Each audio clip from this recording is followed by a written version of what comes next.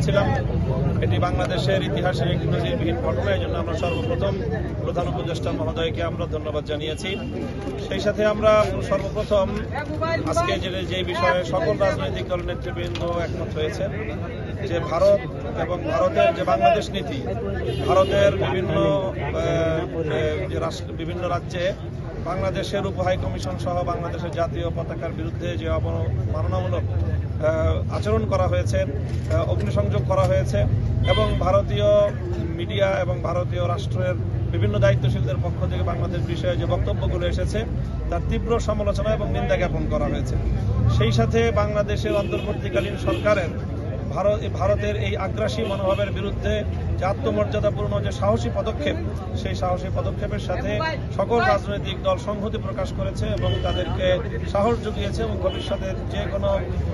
রাষ্ট্রীয় পদক্ষেপের সাথে, সরকারের পদক্ষেপের সাথে সকল রাজনৈতিক দলগুলো একমত থাকবে এবং তারা সংহতিতে থাকবে, এই প্রতিশ্রুতি দেওয়া হয়েছে। সেই সাথে আন্তর্জাতিক গণমাধ্যমে ভারতের এই যে অপপ্রচার, সেই অপপ্রচারের বিরুদ্ধে বাংলাদেশের অবস্থান তুলে ধরার জন্য বাংলাদেশের স্থানীয় জাতীয় গণমাধ্যম এবং আন্তর্জাতিক গণমাধ্যমে সরকারকে যথাযথ ভূমিকা পালন করার জন্য এবং নিজেদের অবস্থান এবং বাংলাদেশের যে অবস্থান সেটা ব্যাখ্যা করার জন্য আহ্বান জানানো হয়েছে এবং অনুরোধ জানানো হয়েছে। সেই সাথে একটি যে কোনো সিম্বলিক ঐক্য প্রকাশ করার জন্য রাষ্ট্রের পক্ষ থেকে যে কোনো একটা উদ্যোগ গ্রহণ করা হবে, এরকম একটি মতামত এসেছে এবং সরকারের পক্ষ থেকে সিদ্ধান্ত জানানো হলে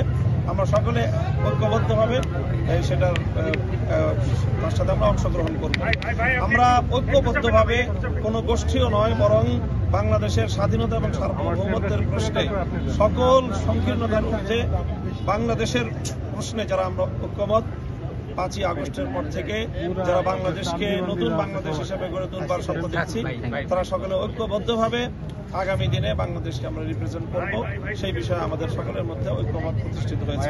সেই সাথে আমরা বিশেষভাবে যে মতামতটি দিয়েছি সেটি হলো যে আন্তর্জাতিক অঙ্গনে বাংলাদেশের যে সকল মিত্র রাষ্ট্রগুলো রয়েছে, বিশেষ করে ভারতের চারিপাশে যে সকল রাষ্ট্রগুলো থেকে ভারত তার পররাষ্ট্রনীতির কারণে উৎখাত হয়েছে এবং সেখান থেকে প্রত্যাখ্যাত হয়েছে, শ্রীলঙ্কা, মালদ্বীপ, নেপাল সহ আন্তর্জাতিক বিশ্বের অন্যান্য রাষ্ট্রগুলোর সাথে সংহতি গড়ে তুলে ভারতের এই আগ্রাসী মনোভাবের বিরুদ্ধে বাংলাদেশকে আন্তর্জাতিক অঙ্গনে নিজেদের মিত্রদেরকে নিয়ে নিজেদের অবস্থানকে শক্তিশালী করার জন্য আমরা মতামত দিয়েছি এবং পরামর্শ দিয়েছি এবং আমরা আশা করি যে সেই বিষয়ে আগামীতে পদক্ষেপ দেখা যাবে ইনশাআল্লাহ।